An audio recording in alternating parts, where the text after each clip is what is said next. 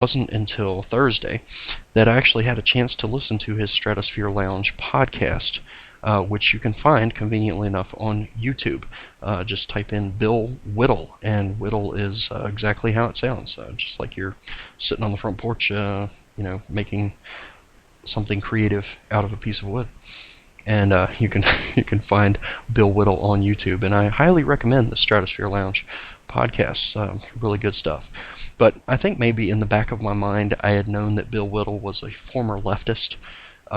Somewhere back in the recesses of my mind I had known that. But on the show from Wednesday night, he explained, and what Bill Whittle said about his conversion was very poignant. And again, those of you that have followed the Sons of Liberty show will recognize that I had this discussion a while back, last summer actually, with Andrew Klavan as well. And there's a certain superficiality to the left. And lifelong conservatives, federalists, classical liberals, etc., don't quite fully grasp the superficiality of the left. We can't quite put our finger specifically on where that superficiality manifests itself most greatly. But actual former leftists do understand it. They can grasp it. And there's a distinction between a former leftist and a former question mark in parentheses leftist. The former parenthetical question mark leftists and the actual former leftists, there is a huge distinction between the two, and it really finally completely clicked with me listening to Bill Whittle's podcast from Wednesday night. Between him and Andrew Klavan, there is a large chasm between those two and other former parenthetical question mark leftists. And I've heard many on quote-unquote our side, the little air quotes thing, speak of their switch from left to right. And, you can tell when you hear someone talk about their conversion from left to right, you can tell that there is a clear line of demarcation between those who are former leftists and those who claim to be. And the line of demarcation, clearly drawn, stark, the starkest red you can find in the Crayola box. The starkest red, clear line of demarcation is philosophy. You can tell when someone who gets it actually does. Bill Whittle and Andrew Klavan pass that smell test because they can articulate it. And that's the key distinction, folks. When someone can only describe their reasoning as, I left the left, there's damn good cause to be suspicious. It does not compute. Changing one's mind on something so foundational requires more than just signing a piece of paper to register with the other political party. If one truly has experienced a paradigm shift, it should be noticeable. Not only noticeable, but fundamental, and above all, explainable. You should be able to explain in great detail and, very specifically as far as the date and the time, because it is a paradigm shift that takes place, whether you're going from left to right or right to left. But the instances of left to right far outweigh those of right to left, don't they? Why is that? Because it's a paradigm shift. It is fundamental, it's explainable, and it's not superficial. The left is superficial. Once you are on the right, and again, I hate using these terms, these left and right terms, because it's not philosophically correct, but It's what we've come to understand. So I will use the terms for now to suit my purposes here. The left is superficial. Once you are on the right, once you are liberty-minded, it is damn near impossible for someone who has that core foundational belief structure to move into the progressive ideology, the statist ideology, because it's superficial. It's based on the experimental, not the experiential. And ultimately, this is what it comes down to. The war that we are engaged in is one of principles. It is liberty versus tyranny, because statism, progressivism, is ultimately the logical endpoint of that ideology is tyranny. Tyranny of the minority, tyranny of the ruling class, tyranny of the elite, tyranny of those who believe themselves placed on some kind of pedestal, wherein they are granted by virtue of their superiority, by virtue of their knowledge, by virtue of their imagination of the experimental, they are granted the capacity and furthermore the right to rule over other men.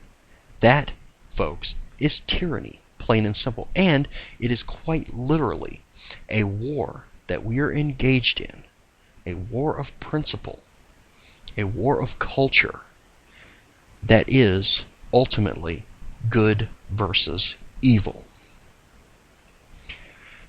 Now, you can come out with your paradigm shift, with your conversion to the right from the left, and say, well, this person is or was conservative, so damn it, I am too. I think I am too.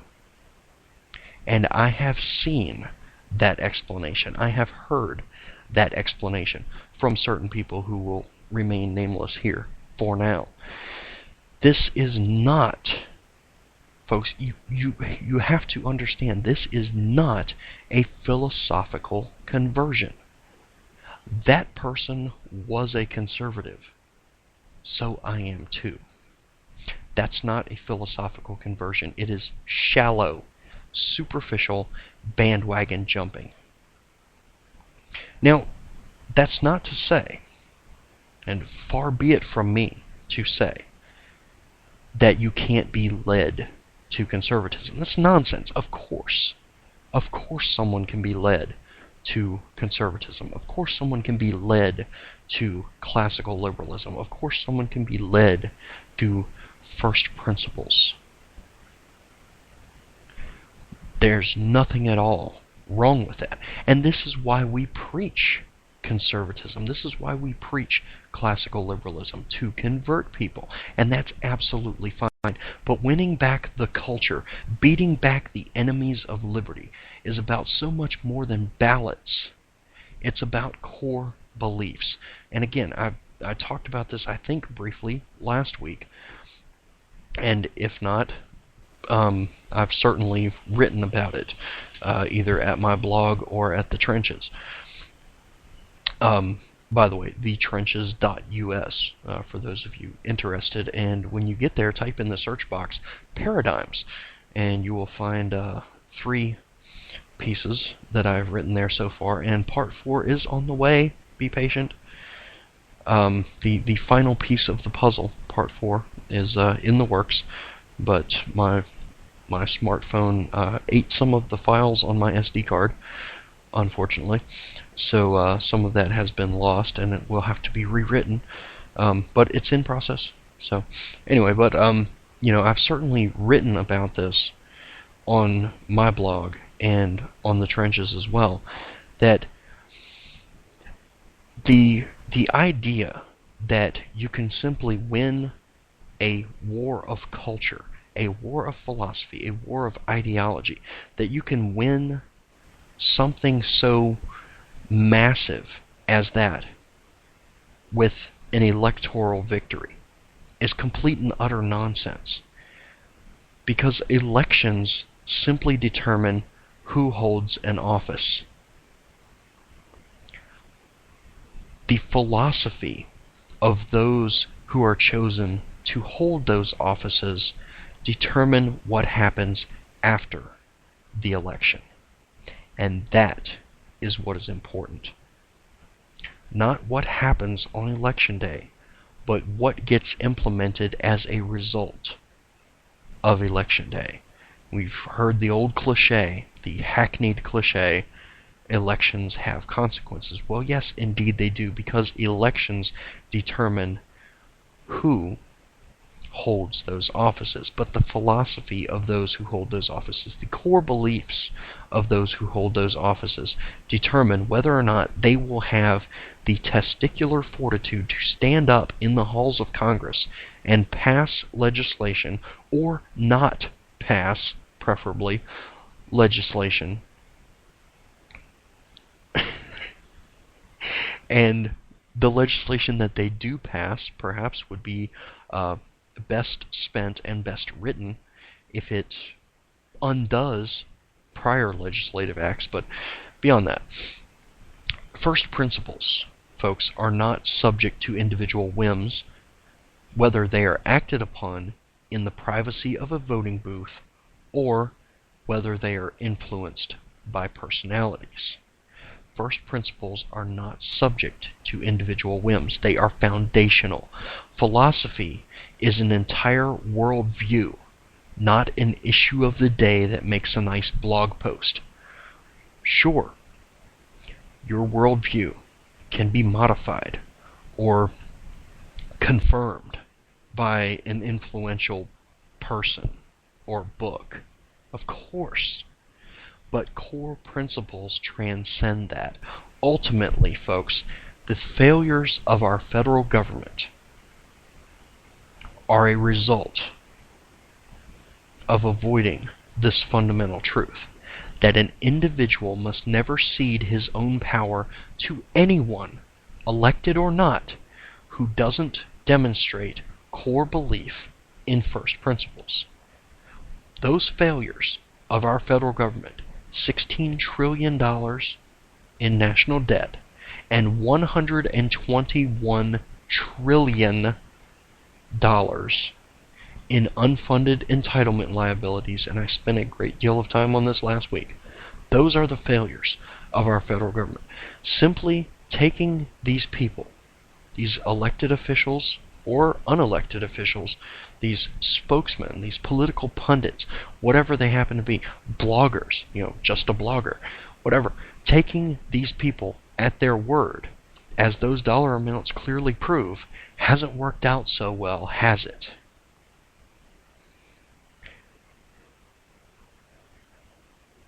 That is the point.